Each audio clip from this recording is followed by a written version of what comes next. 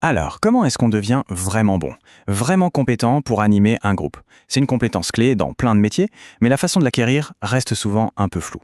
La vraie question, c'est est-ce que c'est un don inné ou est-ce que ça s'apprend comme le reste? Aujourd'hui, on va justement explorer les deux grandes approches, les deux chemins pour maîtriser cet art. On a tous cette image en tête, hein, l'animateur ou l'animatrice super charismatique, qui sent les choses, qui navigue dans les dynamiques de groupe avec une intuition presque magique. Mais la question c'est, est-ce que ça suffit? Est-ce qu'on peut vraiment se fier uniquement à son feeling, à son intuition, quand la réussite d'un projet ou l'apprentissage des gens est en jeu? C'est vraiment ça le cœur du débat. Juste pour qu'on parle bien de la même chose, le contexte de cette réflexion, c'est souvent l'APP, l'analyse de pratiques professionnelles. En gros, c'est un cadre où des professionnels, des médecins, des enseignants, des managers se réunissent pour parler de leur boulot et progresser ensemble.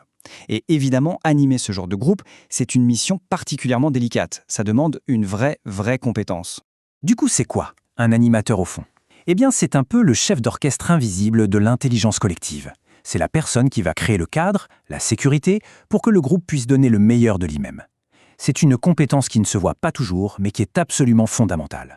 Et pour la développer, on va voir que deux grandes écoles de pensée s'opposent. On peut imaginer ça comme deux chemins bien distincts.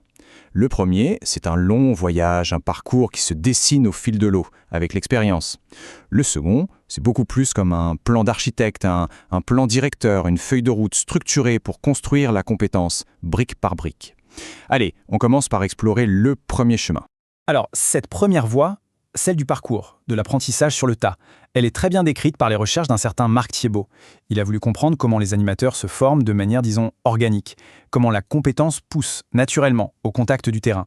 Et ce qui est passionnant dans son étude, c'est qu'il a interrogé 20 animateurs qui avaient déjà pas mal de bouteilles, entre 5 et 12 ans d'expérience. Mais il ne leur a pas demandé « de quoi avez-vous besoin ?», mais plutôt « comment, concrètement, avez-vous appris votre métier ?» Et de là, il a fait ressortir 6 grands facteurs d'apprentissage. Alors qu'est-ce qui en ressort? Eh bien d'abord on apprend des autres, l'échange entre pairs, le fait de partager ses galères, ses réussites, c'est fondamental. Ensuite on apprend de soi-même, par la réflexion, cette fameuse méta-analyse qui consiste à prendre du recul sur sa propre pratique. Et bien sûr, troisièmement, on apprend en faisant, en osant tester des trucs, en expérimentant en direct. Et pour illustrer ça, écoutez cette citation d'un des animateurs de l'étude. Il parle de ces « moments méta ». C'est exactement ça. C'est cette capacité à être à la fois dans l'action avec le groupe et en même temps un peu en dehors, à s'observer en train de faire. C'est cette double vision qui permet de s'ajuster, de progresser et, comme il le dit, de trouver plus de confort. Les 3 autres facteurs sont tout aussi intéressants. On apprend grâce aux difficultés. C'est une idée très forte. Un groupe qui se tait, un conflit qui éclate, ce ne sont pas des échecs, ce sont des catalyseurs d'apprentissage. On apprend aussi, bien sûr, en s'inspirant de modèles, de mentors. Et enfin, on apprend en devenant créatif, en inventant ses propres outils, sa propre tambouille. Et ce parcours, en fait, il n'est pas si désordonné que ça. Il suit une logique en 3 temps. D'abord, la phase d'appropriation. On apprend une méthode, on fait ses gammes. Ensuite vient l'adaptation. On apprend à tordre la méthode pour qu'elle colle à la réalité. Et enfin, l'étape ultime, la création. C'est là qu'on développe son propre style, sa signature d'animateur. Bon, ce parcours de l'expérience, c'est riche, c'est puissant, c'est indéniable. Mais ça pose une question. Faut-il vraiment attendre 10 ans pour devenir un bon animateur? C'est là qu'intervient la deuxième voie, celle du plan directeur, qui propose, elle, de professionnaliser et de structurer tout ça. Cette seconde approche est portée par un autre chercheur, Jean Choca. Pour lui, le feeling, c'est trop risqué.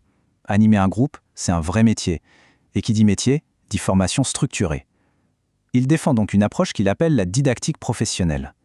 L'idée, c'est de concevoir une formation en partant de l'analyse du travail réel et des situations critiques que les animateurs rencontrent. On a donc vraiment 2 philosophies face à face. D'un côté, avec Thiebaud, une compétence qui émerge de la pratique, qui se découvre avec le temps. De l'autre, avec Choca, une compétence qui est conçue, qui est construite de manière intentionnelle à travers un programme de formation. C'est la différence entre un savoir qui se trouve et un savoir qui se fabrique. Et voilà à quoi ça ressemble concrètement l'approche de Choca. C'est très pragmatique. Au lieu d'attendre de tomber par hasard sur un groupe en conflit, on identifie cette situation comme critique et on définit en face les compétences précises à maîtriser pour y faire face. Comment gérer un silence pesant? Comment contenir une émotion très forte? C'est une véritable ingénierie de la formation. On décompose le métier pour mieux l'enseigner. Alors, au final, on choisit quel camp?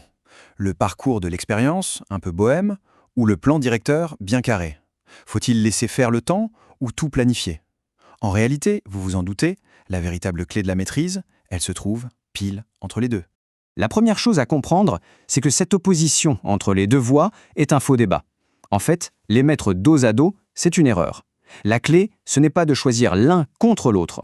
La vraie solution, c'est de voir comment ils s'articulent. C'est le parcours de l'expérience qui est éclairé, qui est nourri, qui est accéléré par la structure du plan directeur. Le plan, c'est la carte. Le parcours, c'est le voyage. On a besoin des deux pour arriver à bon port et profiter du paysage. Pour le dire autrement, le plan directeur, ça donne les fondations solides. Ça donne les outils de base, la confiance pour se lancer, ça prépare aux situations les plus classiques. Mais c'est le parcours de l'expérience qui va construire par-dessus. C'est lui qui développe l'agilité, le style personnel et surtout, cette sagesse qui permet de savoir quand il faut suivre les règles et quand il faut oser les briser. Et finalement, cette réflexion, elle dépasse de loin la seule animation de groupe. Elle nous laisse avec une question bien plus large, qui s'applique à tout ce qu'on veut apprendre. Comment est-ce qu'on peut articuler, dans notre propre développement, la richesse de notre parcours unique, de nos expériences, avec la rigueur et l'efficacité d'un plan plus structuré? C'est peut-être ça, finalement, le secret de la maîtrise.